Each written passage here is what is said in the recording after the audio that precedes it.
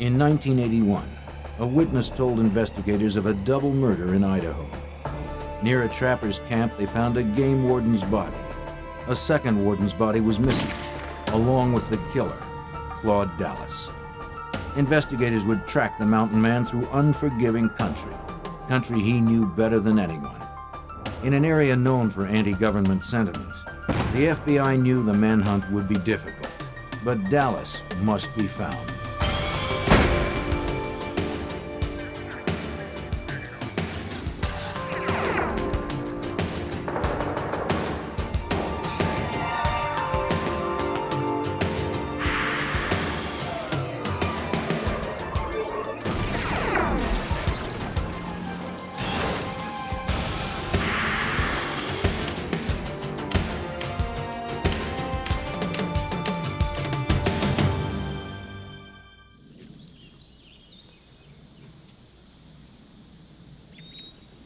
On January 5th, 1981, Jim Stevens arrived at a friend's trapping camp, bringing provisions as promised. He fired warning shots to report his arrival. He knew his host didn't like being surprised by unannounced visitors. The trapper, Claude Dallas, had created the gunshot warning system. He was protective of his compound. Dallas was glad to have the supplies. He was trapping for the winter in Bull Basin, a remote area in southwestern Idaho near the Nevada border. He had bagged a few bobcats out of season and planned to sell their furs in the spring. But he needed food before that to sustain him. Besides restocking Dallas's camp, Stevens had come to look for Indian artifacts. He planned to search along the river. In such an isolated area, he was bound to find new items for his collection. Dallas stayed to look over his new provisions.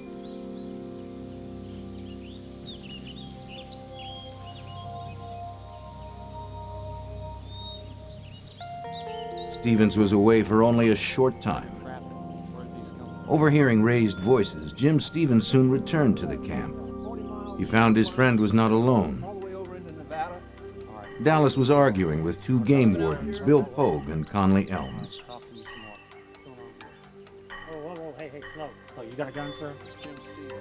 Stevens noticed Dallas's shoulder holster was empty.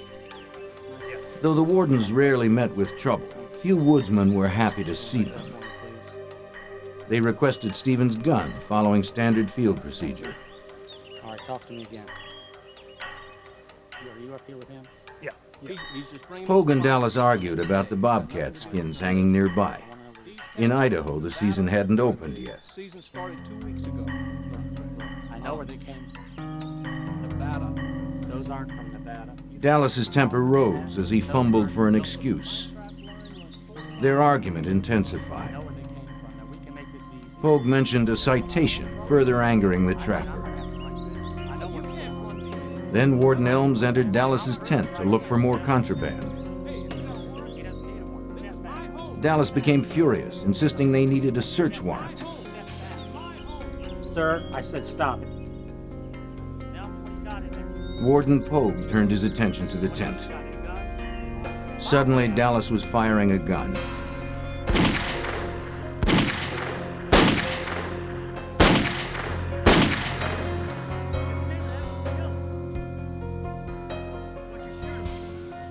He had drawn a .357 he had kept hidden and emptied it into the unsuspecting wardens. Without a word, Dallas reached for his .22 rifle and carefully aimed behind the ear of Bill Pogue.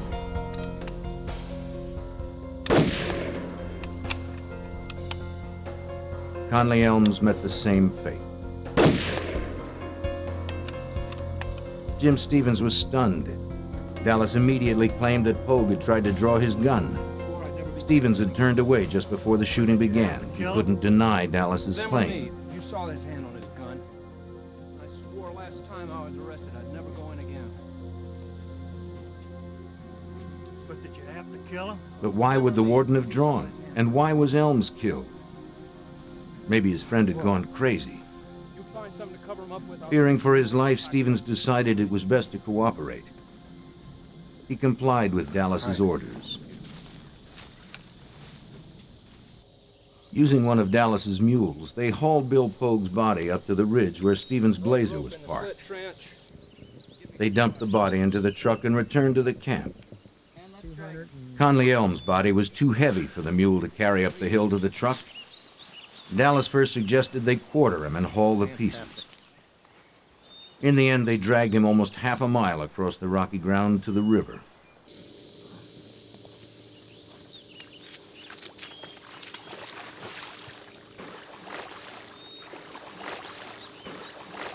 That would be Dallas's one mistake. He didn't weight the body. As it floated downriver, it was sure to be seen.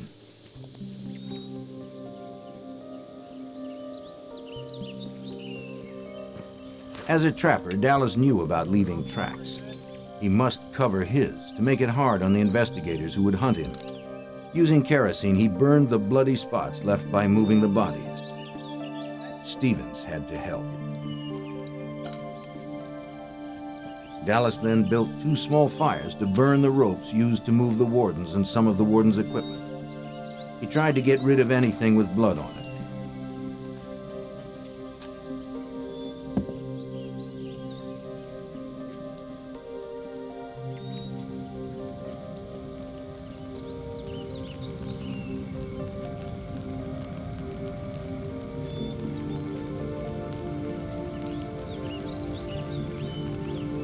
Dallas never expressed remorse for the killings. To Stevens, Dallas seemed without emotion. It was more reason to fear him.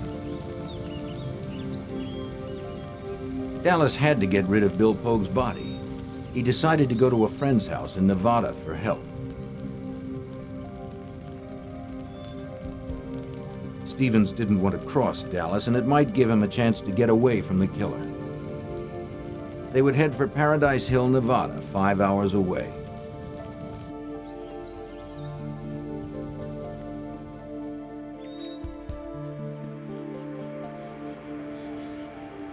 As they drove, Dallas tried to convince Stevens that the killings were justifiable homicide. The wardens had invaded his territory and threatened him, he said. He had only defended himself.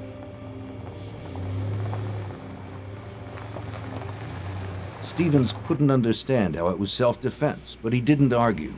There was no telling what Dallas might do to him. Near the end of their drive, Dallas apologized for involving Stevens. They arrived at the home of George and Liz Nielsen in Paradise Hill, Nevada, around 11 o'clock that night. The Nielsens ran a small tavern out of their house and were just closing for the night.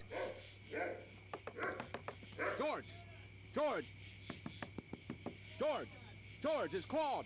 Dallas told his old friend George he had just killed 2 fish and game officers. He needed Nielsen's help. With others around, Jim Stevens no longer feared for his life. But what he had seen and done still terrified him. Dallas told George and Liz Nielsen he had one body outside and that the other was in the river near his camp.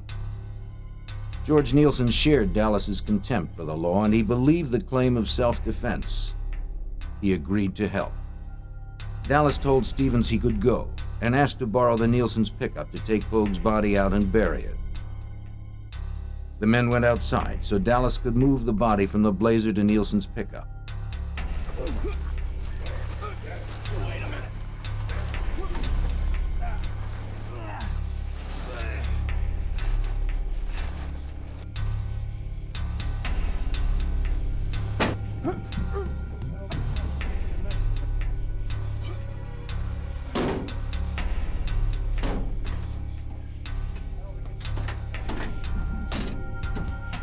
Stevens could finally head home.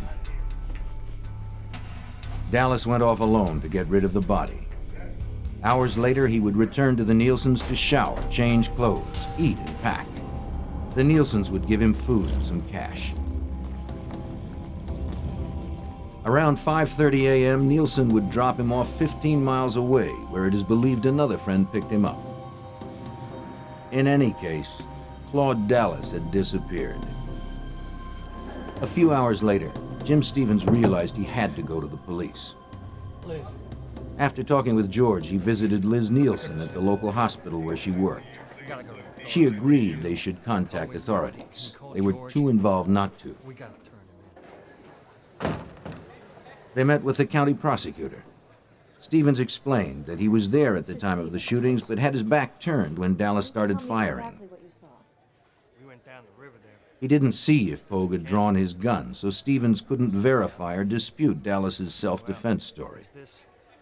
George and Liz Nielsen told how they had helped Dallas disappear, but they didn't know where he was. All anyone knew was that for some reason, Claude Dallas had snapped. He was unpredictable, armed, and out there somewhere.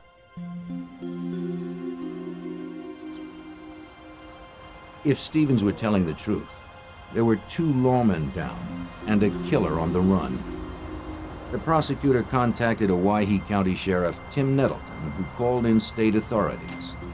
I notified the Department of Law Enforcement to gain some assistance because of the expertise that they could supply my department. As Nettleton prepared to investigate the crime scene to check Stevens' story, the FBI was called in to track Dallas. Special Agent Frank Nenzel, then stationed in Reno, was assigned as the Nevada case agent. The FBI was called into the investigation of the murders of officers Pogue and Elms because it was believed that Dallas had, first of all, cold-bloodedly murdered these 2 officers, and secondly, that he had fled the state of Idaho to avoid prosecution. We have thick wooded areas, we have water, and we have some open terrain. Dallas knew the land and had a head start, but the FBI had to find him. Sheriff Tim Nettleton led the investigation of the crime scene where Claude Dallas had killed the 2 game wardens. He was accompanied by deputies and state forensics experts. An investigator riding in a news helicopter spotted a body in the river. He radioed to the team on the ground, and they located the body of Warden Conley Elms, caught on a submerged tree branch. At least 1 death was verified. Back in the camp, officers approached Dallas's tent with care, on the chance he was lying in wait for them. But only pelts and skins remained. With the area secured, Sheriff Nettleton and the forensics team could begin verifying the rest of Stevens' story. They couldn't rely solely on one witness's testimony. They needed hard evidence that placed Dallas at the scene and proved what happened beyond a reasonable doubt. Investigators videotaped and took photographs to preserve the placement of footprints and other evidence. They were most interested in collecting ballistic evidence. The examiners needed to retrieve the warden's guns and any spent bullets from them. The question was whether the wardens had fired or even drawn their guns. If they had, Dallas may be innocent of murder. Searchers found .357 and .22 caliber shell casings, which they hoped to be able to trace to determine who had fired them. Although evidence had been burned, much still remained. The scorched twigs might yield powerful clues. In the process, we found where the sagebrush had been piled on human blood, later identified as Bill Pogue's and Conley Elms' blood, and burned. We assumed to destroy the evidence. It was painstaking work, but their meticulousness was crucial. Even the tiniest traces of evidence would be useful to Idaho State Crime Lab examiner Rick Groff. There was a number of blood spots that were collected off of plants, off dirt, around a campfire, just in a number of locations. The one eyewitness, Jim Stevens, cooperated fully. His testimony would help the Idaho Department of Law Enforcement's Harry Capall reconstruct the killings. We took, the next day I believe it was, we took Stevens and went back down to the crime scene and had him walk us through, showing us where Elms was standing, where Pogue was standing, where he was standing, where Dallas was positioned, and we acted it out and photographed it.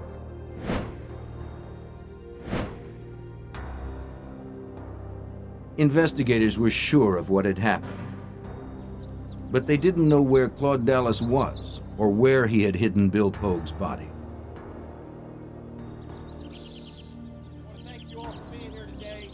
Local and state officers and civilian volunteers would look for the body. The news of the warden's murders galvanized the searchers. Most of them knew the two wardens and their families. Sheriff Gary Amon, then a dispatcher, was part of the search for the body.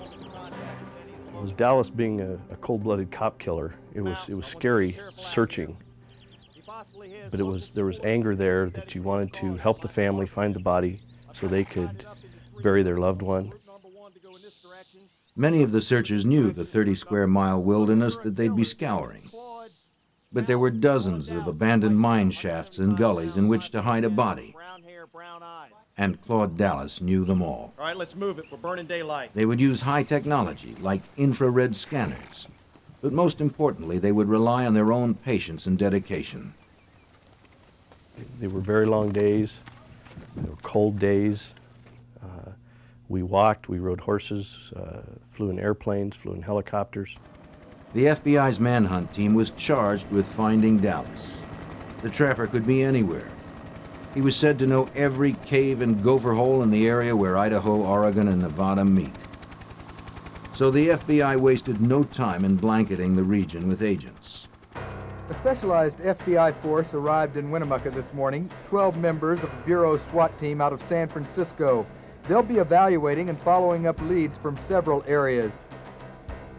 There were about 100 officers, including SWAT teams from California, Idaho, and Nevada.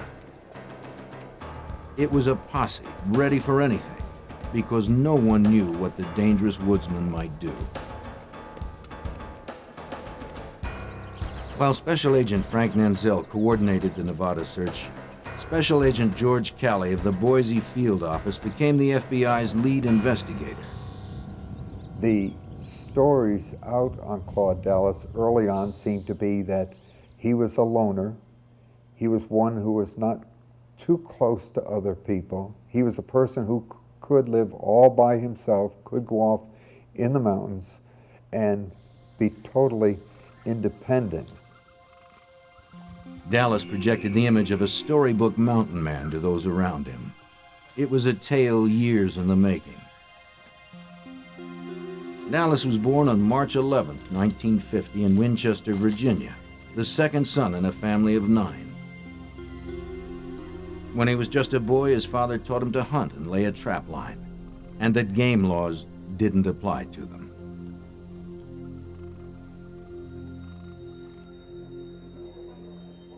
The FBI learned that Dallas's name was already in their files for a draft dodging charge more than 10 years earlier.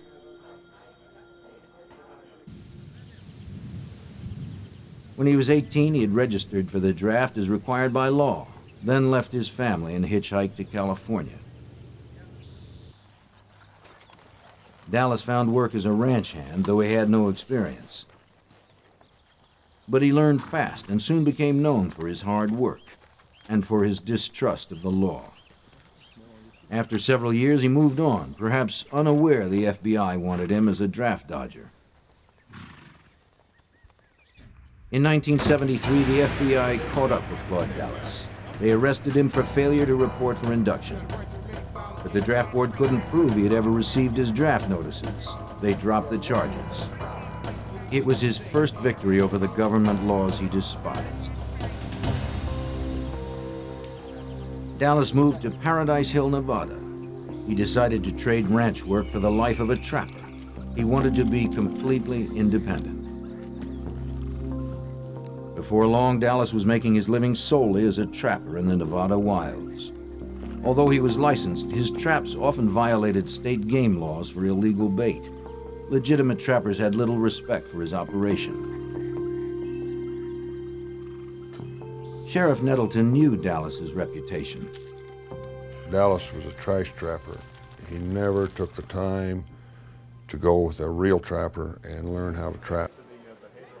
As authorities investigated the man they were hunting for alleged murder, they uncovered a history of conflict with the law. In 1976, Nevada game warden Dale Elliott came across some of Dallas's illegally baited traps. Dallas used birds and animal parts to lure bobcats, whose skins brought a good price. But this improper bait also attracts animals like raccoons and skunks and kills them needlessly. Elliott confiscated the traps and fined Dallas $100. 2 years later, in 1978, another game warden, Gene Weller, came across more traps in Dallas's territory. They were illegally baited with chunks of meat and had no tags. Dallas couldn't be found, and since it was late, Weller decided to return the next day to look for him.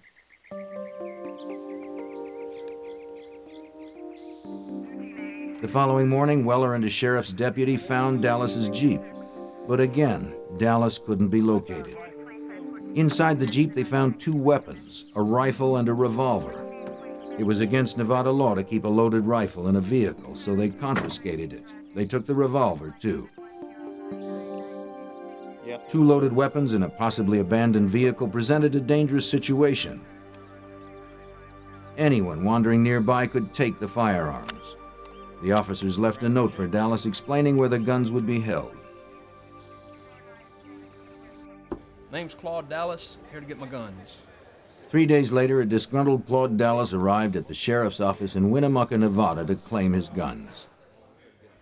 They were now unloaded, and Dallas argued that the shells that had been inside were spent. The deputies couldn't produce evidence that the guns had held live rounds.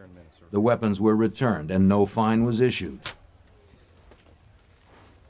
It was another Dallas victory. Claude Dallas was a man who rejected the rules of society. But if his rules allowed for murder, the FBI had to bring him in.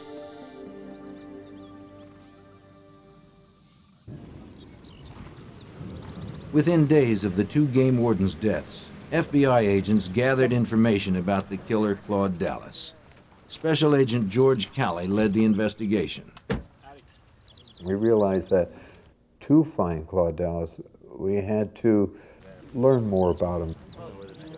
The FBI talked with local trappers and ranchers. Many were reluctant to help. The information on Dallas came slowly.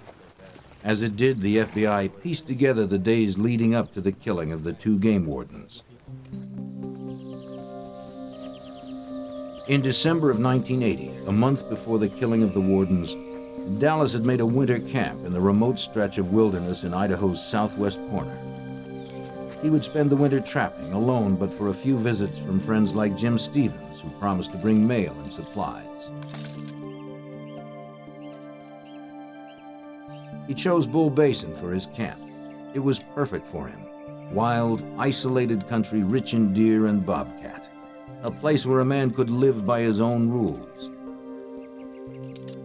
Dallas's closest neighbors were miles away.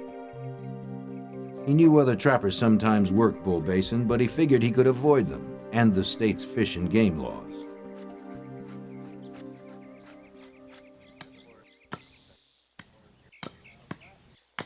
But one day, his neighbor paid him a visit. Eddie Carlin owned the 45 Ranch, 12 miles away. He often trapped in Bull Basin, and he wanted to know who was working his territory. Carlin saw illegal bobcat furs in the camp. When he commented on them, Dallas said he didn't believe in man-made laws. Something about the trapper made Carlin uneasy. Well, I got a long line out here. I run 40 traps. He nervously eyed Dallas's .357, a more powerful weapon than a trapper needs. Carlin made it clear his family had trapped in Bull Basin for years. Finally, they agreed to work separate areas of the basin. They would stay off each other's turf. For the moment, Eddie Carlin was more concerned about a couple of trappers poaching on his 45 Ranch itself. In the Northwest, working another man's land is like stealing directly out of his pockets. Carlin drove 2 hours to the nearest phone to alert the Fish and Game Department. It was 10 p.m. on January 4th when Carlin reached Game Warden Bill Pogue. Pogue was known as a strict, by-the-books warden. Carlin knew he would help him clear his ranch of unwanted trappers. All right, look, I'll see you in the morning. Pogue understood Carlin's concern. That would be great. The poachers needed to be caught before they moved on to new territory. Pogue told Carlin he'd head out right away, but he needed to find a partner. He called 2 wardens who were unable to make the trip. Finally, he reached Conley Elms.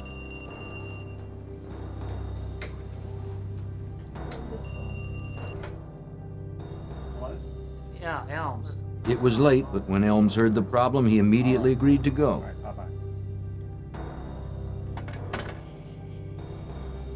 The wardens arrived at the Carlins 45 ranch at 3 a.m. on January 5th. After a few hours' rest and sleeping bags outside, the men joined Eddie and Joanne Carlin for breakfast. Eddie described the poachers who were trapping on his land. The wardens considered how to approach them. Then Joanne added that there was another man named Claude Dallas trapping in Bull Basin. He was bagging game out of season. Eddie told them to watch out for Dallas. The wardens said they'd cover each other. They left to confront the trappers on the 45 ranch first. Jim Stevens arrived in Dallas's camp at mid-morning, then went off to look for artifacts, leaving Dallas alone.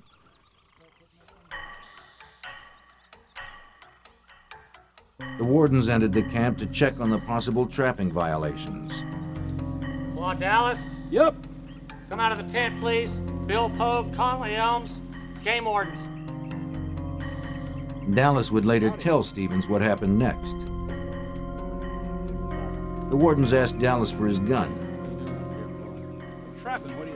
He surrendered one that the wardens had seen, but kept a second .357 pistol hidden. 20-mile trap line goes down into Nevada. I've got a license. Let me see your licenses. Dallas said the argument began after the wardens checked his trapping licenses. They asked about the pelts he had hanging up. What's in the tent?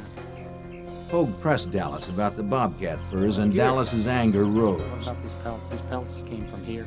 No, these are. Hey, sir. Whoa, hey, The tension quickly escalated, You got a warrant? He doesn't need a warrant. This Step is back. my home. Step back. and in an instant, Dallas's temper turned deadly.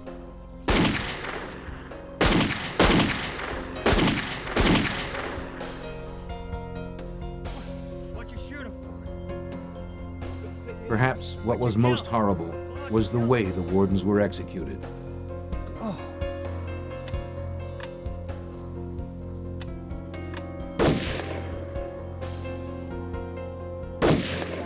Sheriff Nettleton understood the implication of the shots to the head. That shot behind the ear was to finish him off, and is a common way of administering death by a trapper. Clearly, Dallas considered the wardens no more than animals stumbling into one of his traps. The cold, terrible nature of the crime didn't faze Dallas. Unshaken, he tried to cover his tracks, intimidating Jim Stevens into assisting him. Then he vanished.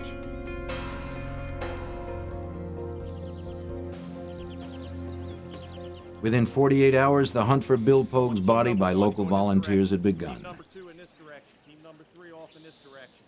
Elm's body had been found, and the story Jim Stevens recounted was proving to be true. The other warden was still missing.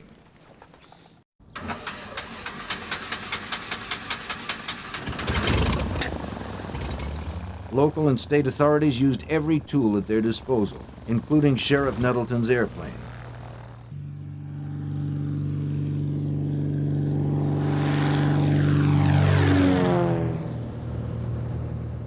The aerial search allowed for initial sweeps of large areas to be conducted quickly. It was necessary in such a vast expanse of territory. Freshly dug earth or other signs of Claude Dallas's actions may have been visible from the air. But finding a body would require a slow, careful ground search too, by a team that included Sheriff Gary Amon. When we actually went down and searched for the body, approximately 50 or so people went down. We camped out near Paradise Valley, and we would break up into teams and we'd go search a specific designated area that we were assigned to, and we would basically turn over every rock and look under every brush for signs of a grave or footprints, bodies, whatever, any evidence that might be related to this case. As local authorities searched for Pogue's body, the FBI hunted Claude Dallas. He could be anywhere, from the Northwest to Mexico or beyond. Dallas was on his own turf, and the manhunt promised to be long and frustrating. Agent George Kelly and the other investigators knew that to find Dallas, they'd have to narrow the search. We had to contact the people that he had seen in the past, and we began to get an idea of the type of person he would look up by those who had similar interests that he did. And we really concentrated on who are his friends. Investigators knew Dallas had friends in Paradise Hill, Nevada, so they focused there, checking homes, barns, and other buildings. Agents learned Dallas kept many of his belongings in a converted trailer behind George Nielsen's bar. When agents searched it, they discovered nearly 20 weapons and some combat training manuals. It was further evidence they were hunting a man who was dangerous and knew how to kill.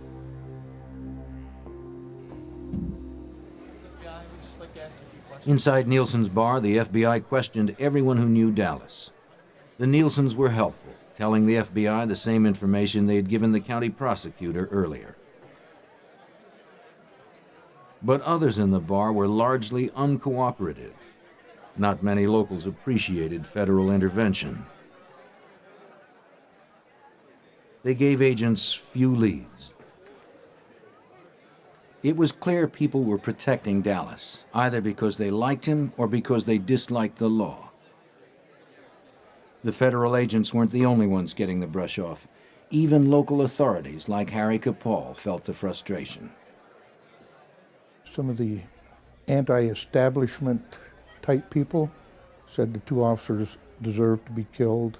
They had no business being down invading this man's camp, but there were quite a few people in the Winnemucca area who really weren't too helpful, and I think our investigation would have proceeded a lot faster and quicker had they have been more willing to come forward, or if we did interview them, tell us the truth.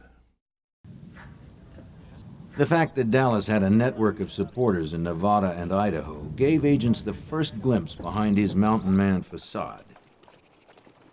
It seemed he was not the self-sufficient loner some made him out to be. He was resourceful, but he was also dependent on others. The field work by agents like Frank Menzel slowly uncovered the truth about Claude Dallas. He wasn't earning any money, so he had to have some way to eat and sleep and that sort of thing, or a place to go to hide. So he was able to avoid us because he did have some friends, not only in the state of Nevada, but in Northern California where he had relatives. As investigators learned how Dallas operated, they figured out how to bring him out of hiding. They'd make the reclusive backwoodsman the best recognized man in the West, so he'd have to come home to hide. They designed and distributed a wanted poster and put a $20,000 reward on Dallas's head. Sheriff Nettleton called it the poster war. I had requests from so many police agencies, all the way from Alaska, all up and down the West Coast. They were in Field and Stream. Virtually every gun shop west of the Mississippi had one hanging up. And Any place that Mr. Dallas went, he would see his face. Any of his haunts, any of his friends would see it. This would leave him only one place to hide, back in Paradise Hill, where most of his supporters were. Investigators kept the pressure on, following every lead, searching every day, and waiting for Dallas to resurface. After 15 months, agents noticed the people of Paradise Hill becoming uneasy. They acted nervous when any law officer was nearby. The agents worked their contacts and learned that Claude Dallas was coming back to town. FBI agents persuaded a friend of Dallas's to turn informant and notify them when Dallas actually returned. In April of 1982, the informant came in to talk. He didn't want any trouble. Claude Dallas had moved in with a friend, he said. He was at Craig Carver's trailer just outside of Paradise Hill. There were plenty of weapons in the trailer.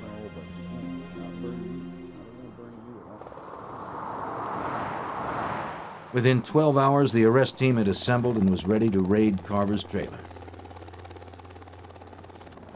They had to act fast. There was no room for error. On Sunday, April 18, 1982, the FBI made their move on Claude Dallas. They descended upon his quiet, remote hiding spot. With air and ground support, the SWAT team quickly positioned themselves for the raid. They knew Dallas was an expert marksman and that he would be heavily armed. Special Agent George Calley was at the raid. And I well recall the announcement that this is the FBI, and Claude Dallas come out, words to this effect. And he did, he came out. But not the way they expected. Dallas dived through the window of the trailer and went to a truck. Agents were momentarily helpless to stop him. The arrest team mobilized and the chase was on.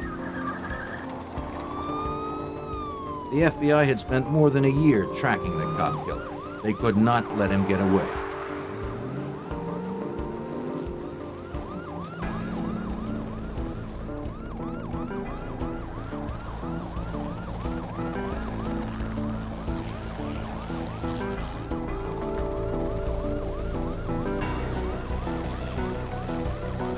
Cruisers and the helicopter stayed on his tail despite the danger.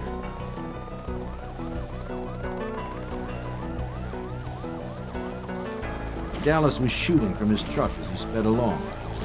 Agents and officers returned fire as they chased him.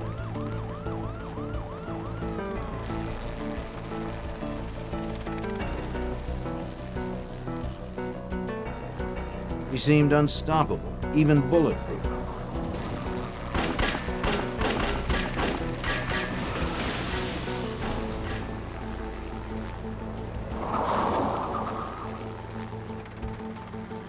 But then his luck ran out. His truck stopped dead. The shooting stopped too. Dallas had been shot. He slipped out of his truck and crawled away. Men on the ground couldn't see him through the tall brush, but from the air, Nenzel had a bird's eye view. Unfortunately, with the agents out of their vehicle, he had no means of radio contact with them. So he was helpless to warn them. When I saw that agent walking toward Dallas, this agent was a very highly trained special agent SWAT team leader named Dave Gillen out of Las Vegas. I didn't think he saw Dallas, and I thought there could be, I thought Dallas could have killed him right there. And it really scared me badly. But as the agents approached, to everyone's surprise, Dallas lifted his arms and gave up.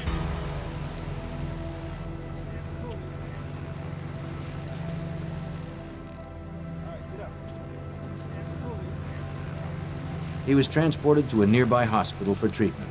The FBI had their man. Frank Nenzel breathed a sigh of relief. Dallas told us he could have killed the agent that was walking toward him. And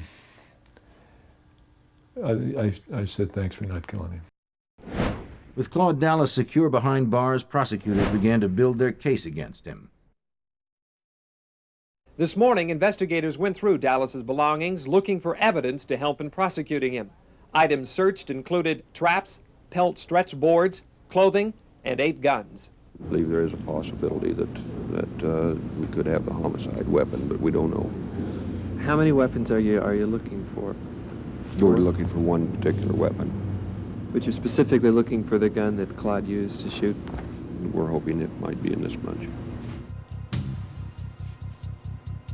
At the Idaho State Forensics Lab, examiners tested the weapons confiscated from Dallas's trailer.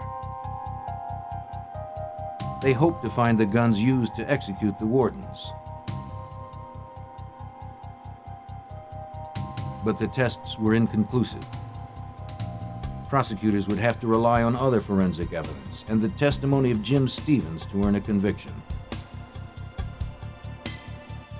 When Claude Dallas was released from the hospital, he was booked at the Humboldt County Sheriff's Office, then flown back to Winnemucca, Nevada. When they had Dallas in custody and got back to the airport in Winnemucca, it was just a feeling of relief. Hey, it's over with. Now let's get him tried. Authorities were taking no chances. Security at the Owyhee County Courthouse was bolstered for Dallas's arrival. From the first day of the trial, the courthouse was jammed with spectators, split into pro and anti-Dallas camps. His most vocal advocates were the so-called Dallas cheerleaders. During the trial, there was a group, mostly ladies, that were openly antagonistic towards any law enforcement, that thought Mr. Dallas was cute and being railroaded. Didn't mind telling anybody that we had no business prosecuting him. The prosecution expected an easy conviction on first-degree murder charges. They had a witness to the crime, forensic evidence, and a defendant who eluded capture for over a year. But it wouldn't be easy. Whether it was the strong defense or Dallas's charisma, after 7 days of deliberation, the jury reached a shocking verdict. Instead of the maximum charge of first-degree murder, they found Claude Dallas guilty of 2 lesser charges of voluntary manslaughter. If the jury was beguiled by Dallas, the judge was not. He gave Dallas the maximum sentences he could, a total of 30 years. During the trial, Dallas finally gave up the location of Bill Pogue's body. This provided some relief to the people who had searched the wilderness for months. Still, many felt justice had not been done. We were shocked that Dallas got away with this, because he had cold-bloodedly murdered 2 very fine Idaho officers, and not only murdered them, but shot them in the back of the head like they were just animals that he caught in a trap. And I thought that it was the worst decision. There was no justice. I felt bad for law enforcement, but I really felt bad for Pogue and Elm's family. I thought that was just tragic. Bill Pogue's body was recovered from a shallow grave about 15 miles southwest of Paradise Hill, Nevada.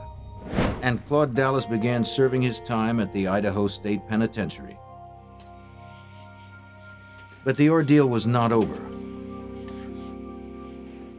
After 3 years in captivity, on Easter Sunday, 1986, he once again became a fugitive.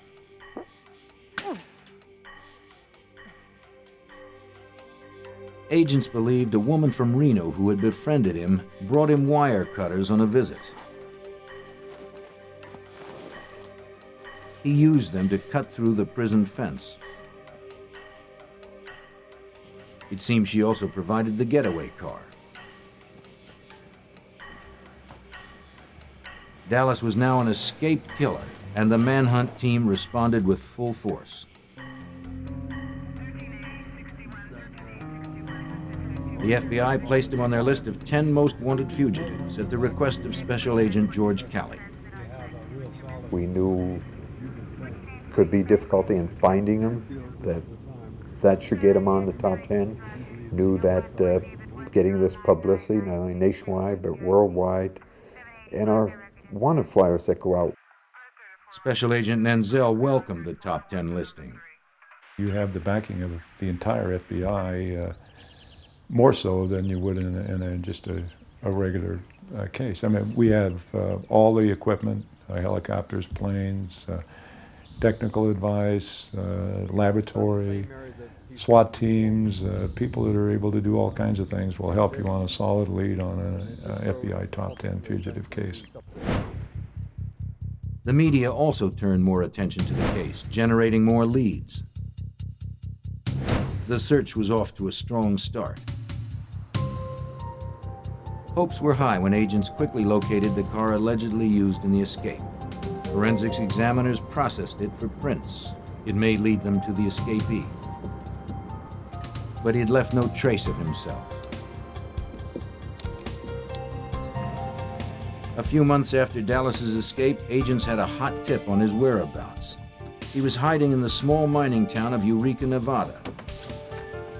Under cover of darkness, Vegas and Reno SWAT teams arrived for the raid.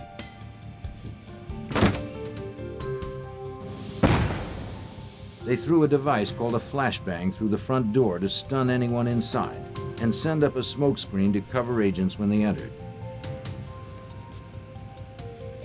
Would the fugitive Claude Dallas finally be brought to justice?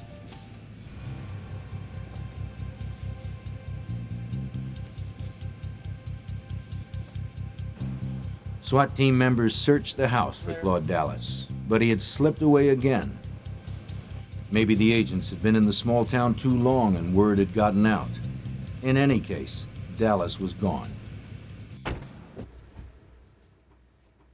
It would be several more months before agents got their best break, almost a year after his escape from prison. They had been following another of his friends, Danny Martinez, who lived in the ranching community of Riverside, California. Martinez had a friend who looked a lot like Dallas, and he talked the friend into giving Dallas his ID. The friend was uncomfortable with the arrangement. He called the FBI and agreed to help them. Meanwhile, Dallas fled to Mexico using the ID. He cut his hair, shaved his beard, and got a nose job. He had a new look, but he hadn't changed his pattern. As before, he returned to where his friends were, as agents predicted.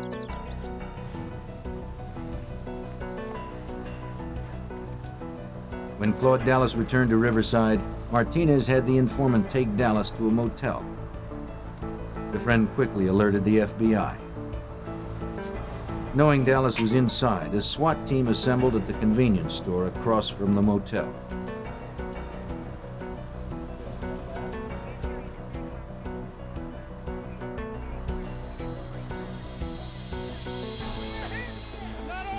He was surrounded and he was unarmed, so he could not fight back this time. Claude Dallas was once again in custody.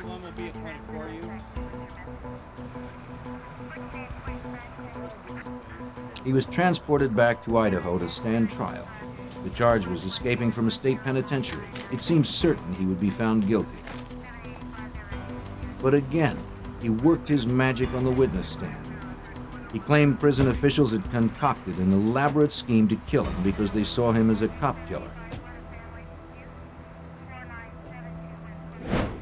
Amazingly, the jury bought his story, baffling agents like Frank Nenzel. Dallas was acquitted from escape, which totally astounded every FBI agent I ever knew that worked on this case, or any agent that ever heard about this case. It just was beyond belief that Dallas could escape from prison and then go to trial for that and be acquitted. Claude Dallas, who admitted killing 2 law officers, seemed somehow charmed when it came to prosecution. By this time, he had got off of his draft dodging. He got off of shooting 2 officers. Now he gets off of escape because the authorities are mean to this poor little boy. That's been his defense every time. But Dallas was defeated. He lost the year reduction in his sentence he had earned for good behavior, and he was returned to prison to serve the remaining 27 years of his term. Sheriff Gary Amon saw through Dallas's false image. Claude Dallas, to me, was wannabe cowboy loner that wasn't near as tough as he thought he was. Harry Capall agrees. I don't think ever earned the right to be called a mountain man or a trapper. He was nothing more than a thief and a murderer. Following the game wardens' deaths, their widows initiated the construction of a memorial to Idaho's fallen officers. The monument stands as a testimonial to the true heroes of the West, those men and women sworn to uphold and protect the law.